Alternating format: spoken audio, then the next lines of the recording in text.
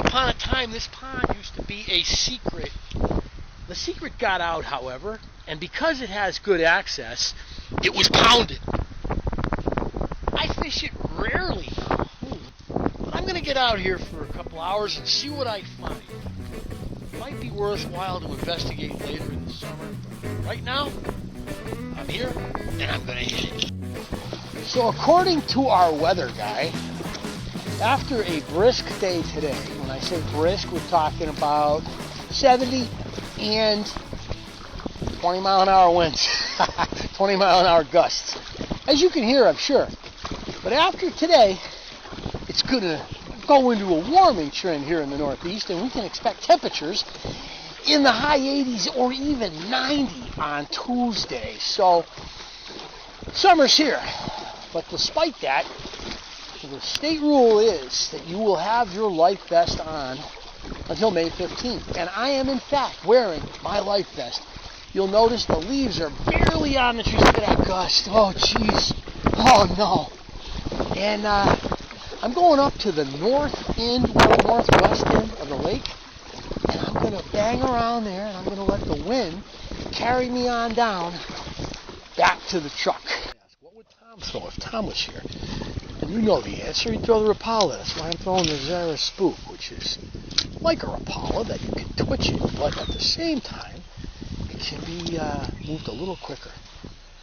And believe it or not, at this time of the year, I've had reasonably good luck on the smaller size Zara Spook. This, in fact, is one of those color selector Zara Spooks that came out in the mid-'80s, late '80s. And I love this. I love this spook. I love the color of it. I love how it works. It's just the right size. Now, we didn't get a hit there, but notice how we're walking the dog. Look at the dog walk. Just reeling and jiggling the tip of the pole. We're getting that dog walk. Let me throw it out there. I know it's only going to be about 3 feet deep. Let's see what we have. Isn't there anything out there? Sometimes you'll be surprised. Little dipsy-do. Little dipsy-do. Look at it. Beautiful white pines on the other side of this beaver lodge. Oh, terrible. Worst cast of the day. But let the fish make the call. Throw it over here. Yeah, there's a little slough right there. And maybe there's somebody in the slough. Now, this is a deeper lake. The last couple lakes that I've had really good luck in is because it's deeper. The water's definitely colder. And with that said, the fish are going to be a little bit more hesitant, I think. I really should have thought that. I figured the north end here would be much warmer, and there's going to be... Oh, there we go. I was on blithering about how... Ooh, what do we have here? Oh, it's a largemouth.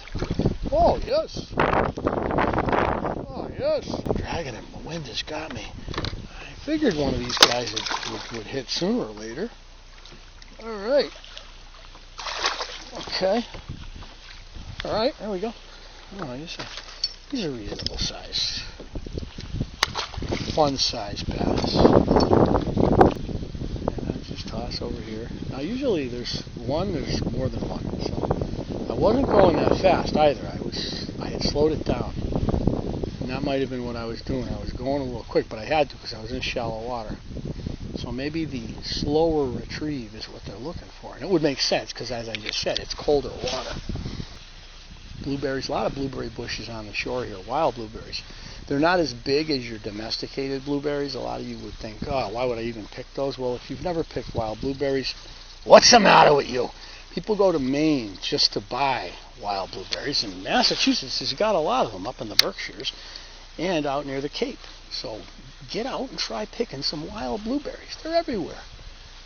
I can see all the blueberry flowers on the bushes in there. There's going to be a nice crop of them. Get them before the birds do. You got to get out the last week of July to pick your wild blueberries. Maybe the second to last week of July. Go out and look. A lot of them will still be green, but by early August, the birds have found them. Whoop. And oh wow, a lot of deer have been in on this shoreline picking away. And I think I see fiddleheads in there that are too big to eat. Oh, we got a nice little little spot to cast it. Oh yeah. The wind has got me. Oh no, we're going right in. Oh no.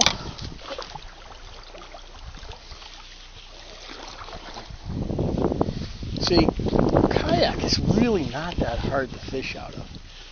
You just have to be willing to maneuver it with your... Well, you can get one of the myriad of kayaks that have electric motor attachments now, which means you have to register in a lot of states. Or they have pedals, like my boys have. Beetroot and Price, they got the pedal ones. Maybe when I retire, that'll be my present. I'll get myself a pedal one. But the pedal ones are really heavy, so my idea behind kayaks is just throw it in the truck and get out and have fun. Easy into the water, easy out of the water. Oh, there we go. I felt him whacking. And he was in the same location. He was off the shore, maybe 8 feet. And, yeah, oh yeah. I like the easy in, easy out. Well, it's about the same size, a little smaller maybe. Back in the water.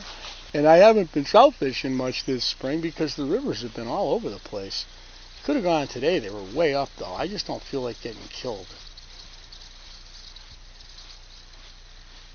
Late this week, maybe. But maybe not even, because we got 3 inches of rain. Oh, we got 3 inches of rain, so for sure the river's going to take a while to come down to the level that makes fishing fun. You don't want to be like near-death experience when your Euro nymph and pocket water on what should be a knee-deep stream.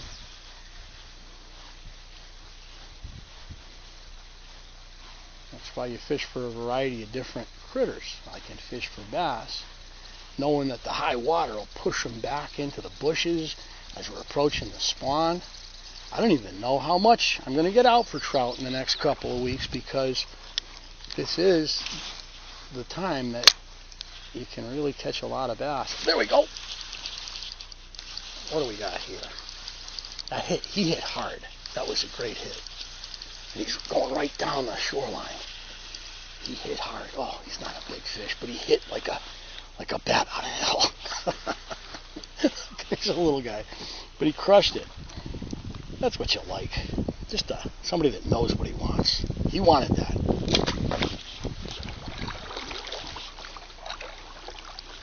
Uh-oh. Trouble. There's Mr. Beaver. I can't even tell you how long this beaver lodge has been occupied. They've been in this beaver house for 30-something years off and on, I'm sure. Now here he comes. They don't have really good eyes. So if I get myself back here he comes. This is a reasonably big beaver. Probably 4 or 5. Could be 6 or 7. There was one that I used to call the floating island because it was so big. Look at him. He doesn't care. He's swimming right along. He's going down where I just was. Probably to munch on some of the grass and eat some fiddleheads. Look at him. Mr. Beaver doesn't even care.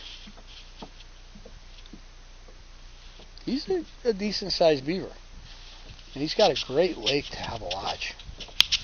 And he is swimming 12 feet off the front of the kayak right now. Look at him. Pretty as a picture. With his rat-like face and his little ears. His big flat tail. He's not even going to splash me. Like, I'm watching him though, because he might be trying to decoy me to follow him. He might think I am a predator, looking to predate him. But I don't think so. I think he feels like he's got somewhere he wants to go. Oh! He made his way out of his lodge, and he was sitting there like he was repairing it. You know, he was throwing a little repair action down. He was off the point of it. He was looking at it. He was inspecting it. And then he just kind of put his head down and came down this way.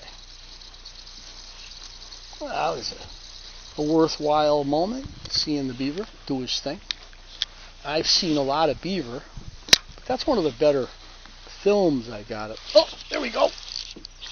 Right where the beaver was. Oh, yeah, he got off.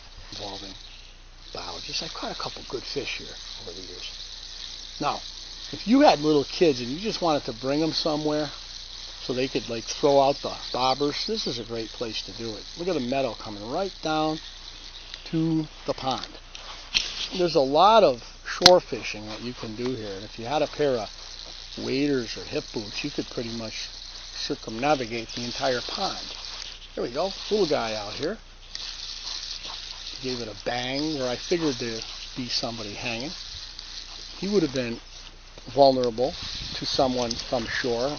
Again, not a big fish at all, but the species hitting the white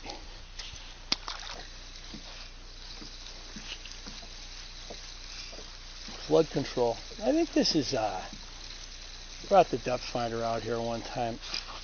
Oh, we got one on the chatterbait. Yes, he's one of the bigger fish. This might be the biggest fish I've gotten so far on the chatterbait here. Yeah, solid.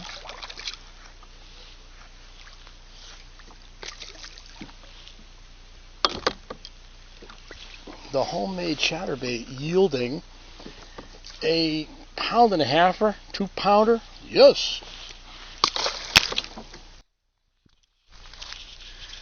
So not the best day in terms of action, but still a great day to be out on the water on this beautiful Western Mass impoundment with more than its share of wild blueberries.